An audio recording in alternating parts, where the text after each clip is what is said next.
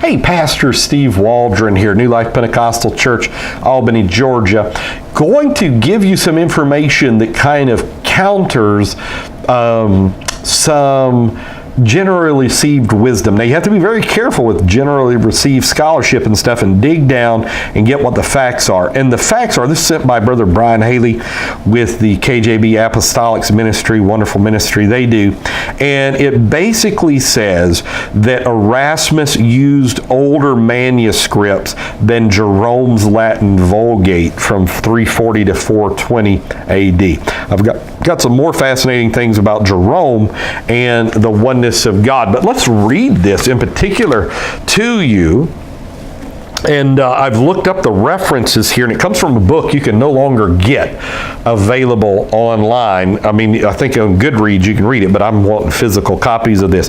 Okay, and it says this: the chain of events that led to the creation of Tyndale's New Testament possibly began in 1522, the year Tyndale acquired a copy of Martin Luther's German New Testament.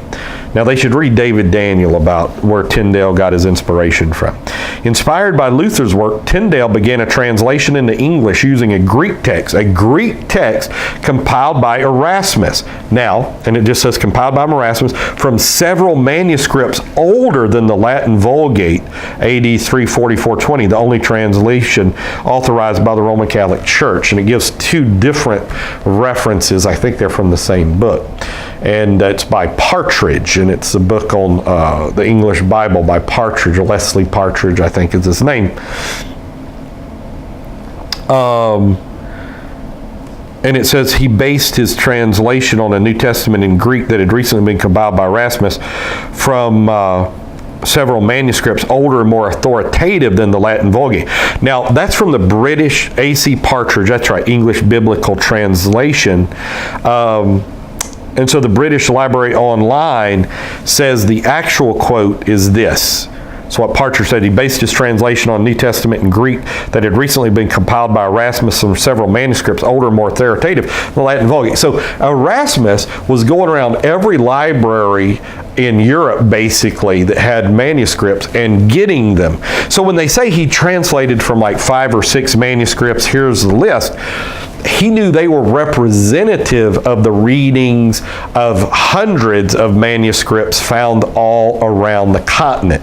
So that totally blows modern thinking on biblical textual criticism that Erasmus was using late manuscripts, and we've got earlier manuscripts now. So just as Sinaiticus and Vaticanus are now being shown to be frauds in all probability, so this as well shows that Erasmus was using, manuscripts and manuscript bases from 2nd, 3rd, 4th century AD. Now, even Holland and Metzger and those guys would say one late reading may come from an earlier reading than a mass of readings that are earlier than that one late manuscript. So you've got that as well.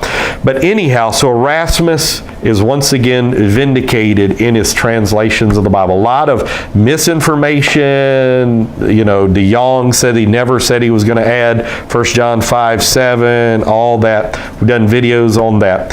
So trust your King James Version of the Bible. Trust your Reformation text Bibles, because God has preserved His Word in them.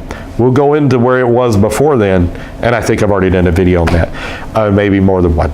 God bless. Talk with you later in Jesus' name.